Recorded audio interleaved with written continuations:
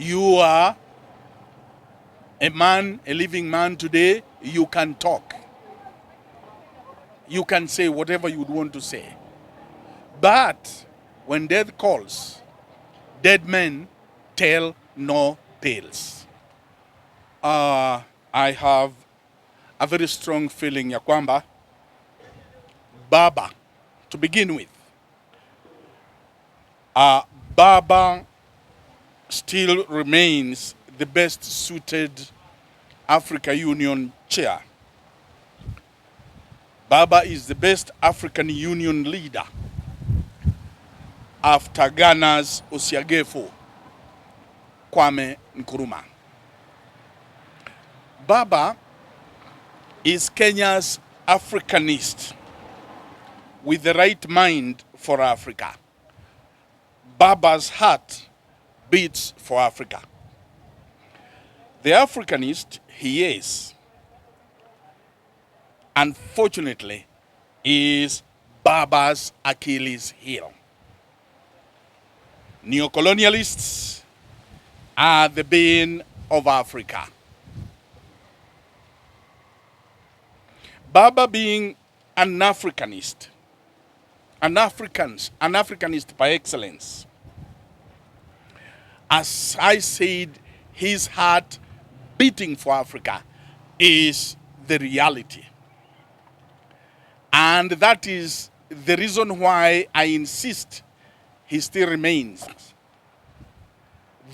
the best option to lead Africa.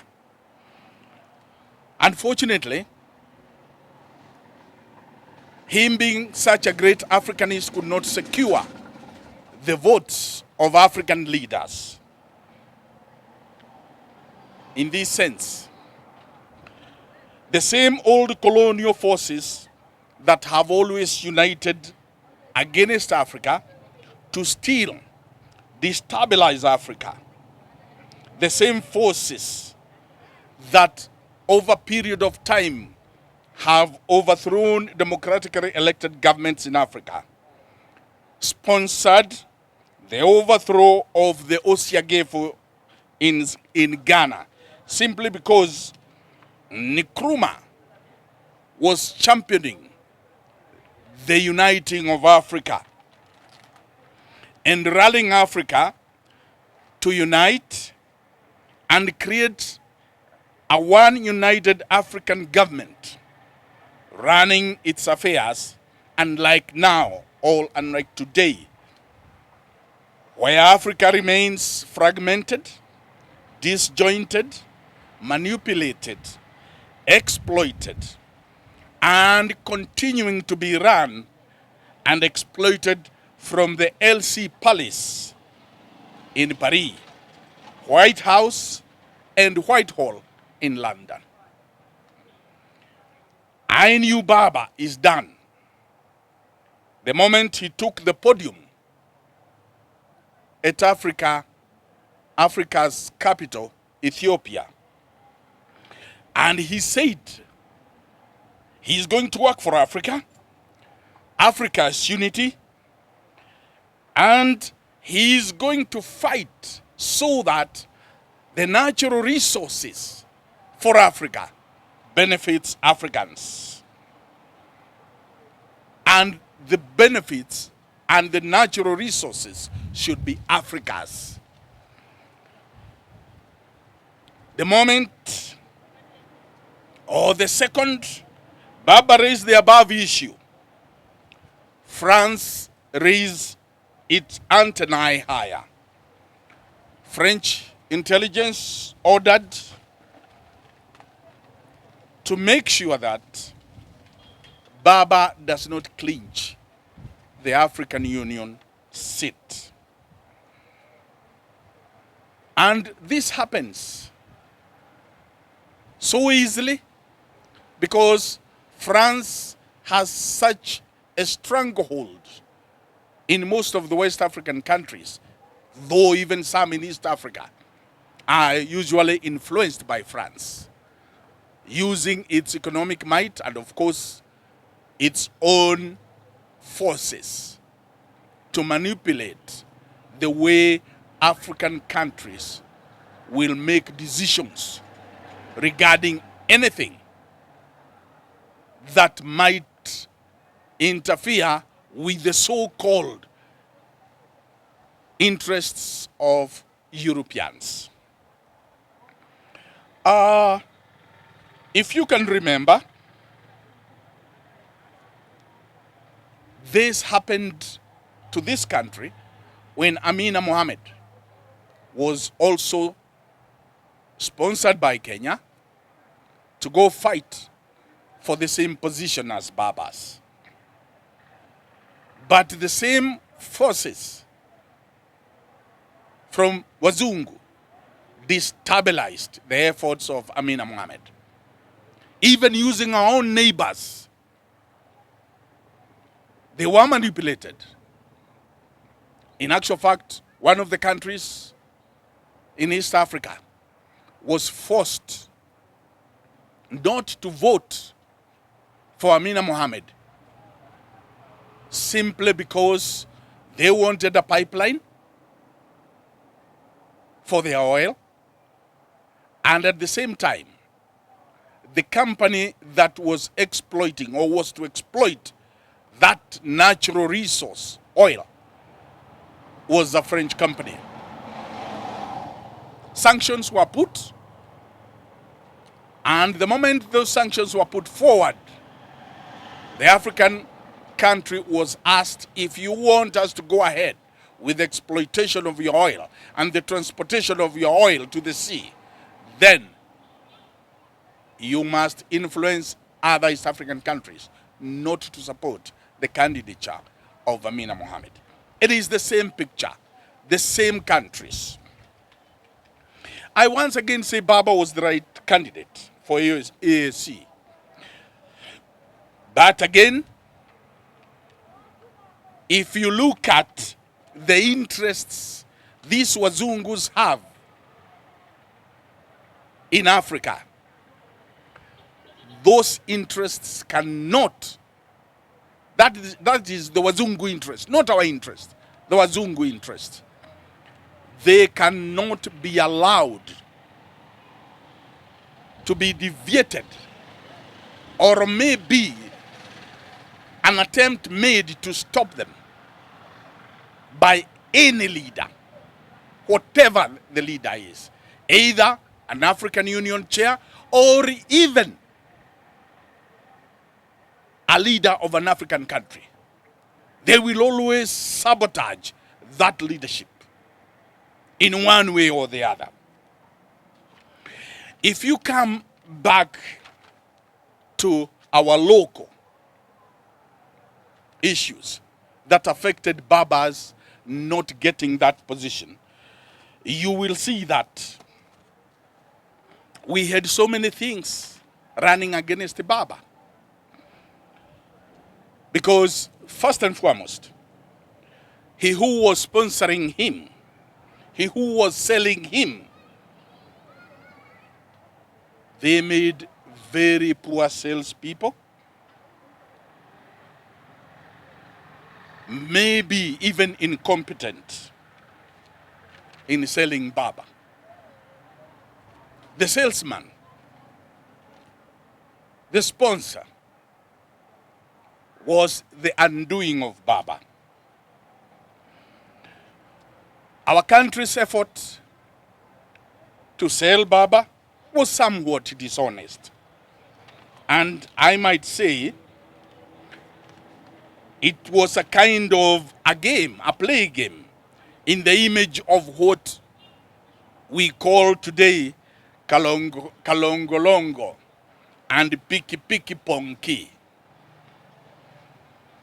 Number one, the very person sponsoring Baba, the same person trying to sell Baba, is the same person who just a couple of months back wrote and called African leaders to sack Baba when Baba was the Africa's high representative of infrastructure. Those same leaders who sacked him, who asked to sack him, now you turn back to them and tell them this is a good leader. And the reason why you're asking them to sack him is because he was sabotaging your government. And again you come and say now he's a good guy. You can take this guy. I seriously think that was a terrible mistake, because those are the same people who are going to vote. And those are the same people you said or told them that Baba is not fit to be a leader. If you look at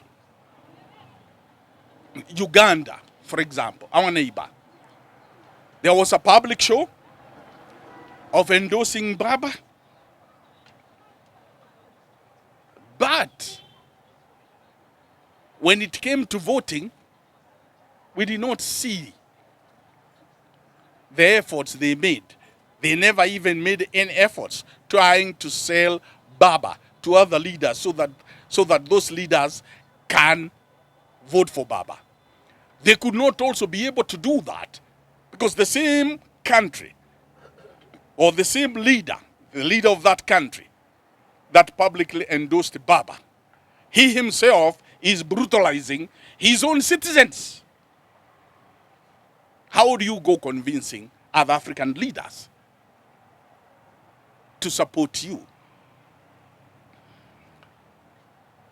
That means so many other African countries refuse to walk into Kenya's glaring deceit and lies of democratic principles, yet at the same time abducting its young population. Those things could not be reconciled by other African leaders. It could not be possible to convince other African leaders to support Baba.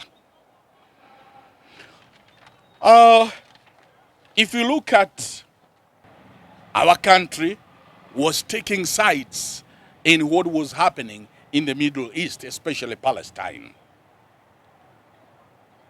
We should not have taken sides, because the moment we do that, the Muslim countries in Africa surely took offense in our diplomatic position. This support of Israel was a source of annoyance, chagrin to Muslims, not only in Africa, but worldwide. There is even a rumor, how true that is, I don't know, that the person initially who was wanted by Africa was the retired president, Uhuru Kenyatta. Meaning, then those countries, African countries, who are ready to support retired President Uhuru Kenyatta, were not happy with his replacement. Especially so as the Great Lakes envoy. It was the feeling of South African Development Corporation opinion that Uhuru Kenyatta ran for AUC chair. But unfortunately, he wasn't recommended nor sponsored by Kenya. We have had some diplomatic tiffs with other African countries, like what is happening in Sudan, DRC. All those small little things did not work for Baba's election. And this was not a small thing. If you can remember, when last year we had Africa Summit in Beijing, Kenya tried to make arrangement of a breakfast meeting for African leaders. so that they could be wooed into supporting Baba's running. But the meeting failed. African leaders felt that such a meeting ought to be held in an African country, or African soil for that matter, and not in a foreign land. In a foreign land, meeting for African leaders to discuss domestic matters. Africans or African leaders did not take that kindly diplomatically. There is the problem also of Pretoria.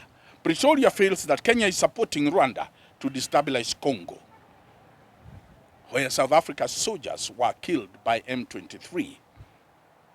And then, curiously, the other day, just before the voting, Burundi was crying that Rwanda was about to do a Putin-like in Ukraine, in Burundi, where we have a significant Tutsi population. Unfortunately, diplomatically, MDVD launched a multitude of joyriders as diplomats to sell Baba. People who weren't trained in diplomacy, nor experienced in matters diplomacy, but showmanship. Diplomatically, we were not able to sell Baba. In case of Mama, our neighbor, her country felt slighted by the choice of Baba man, replacing Uhuru Kenyatta. Tanzania then expected, if UK has been replaced, then they should have their own retired president, JMK, Jakaya Mrisho Kikwete, to bear the torch for East African community. So, if UK is confronted by his country, then Jakaya Mrisho Kikwete ought to take that position.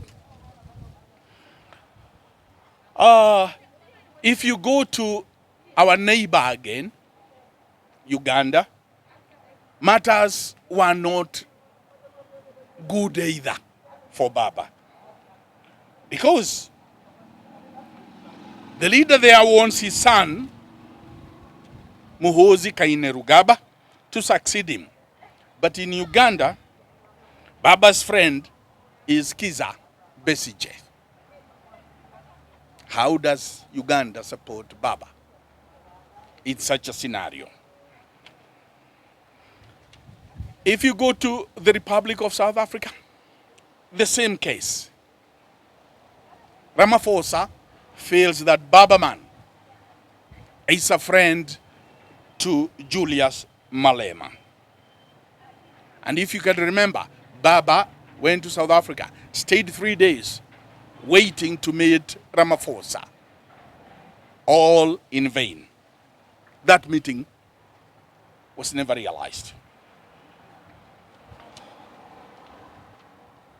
Come to West Africa.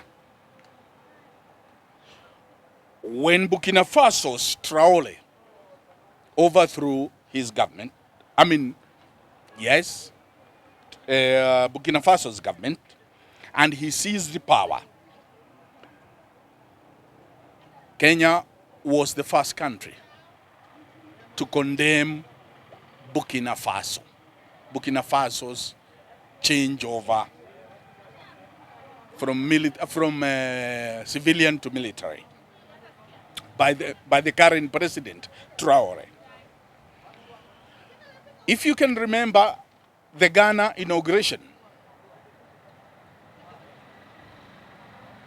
Traore cheekily poked at Kenya, that Kenya tries to pride itself of being democratic, yet at the same time, it is running after its own children. If you look at all these factors, you can see that so many things went haywire. So many things were against Baba's effort to be Africa's chair. If you look at one of the major things or principles, actually it is the preamble of the African Union Charter. Non-interference with the internal affairs of a neighboring country. Look at what we are doing. We are even not only inviting, but also embracing rebels, Janjaweed rebels from Southern Sudan. I mean from Sudan, not Southern Sudan. Some fellows destabilizing Southern Sudan have also been welcomed in this country. All these things did play against Baba's efforts to be Africa's chair. Thank you so much. Emotions. Okay. Expressions of emotions is not only a human right, but it's also a God-given right. One can express himself or herself in whatever way, for whatever reason. There are those who feel that Chebukati did Kenyans in. They feel that Chebukati sabotaged their democratic process. Those are not happy. Certainly, they can't be happy with such feelings. There are also those, on the other hand, who feel that Chebukati did also satisfy democratic rights of Kenyans. To them, he's a hero. To the others, he's a villain. I'm there. I feel that whoever feels whatever, those emotions, you are entitled to yours. We can only say pole sana, now that he's gone, unfortunately. And to some people, he doesn't deserve any orchids or flowers. And also remember, you are a man, a living man today. You can talk. You can say whatever you would want to say. But when death calls, dead men tell no tales. Thank you very much.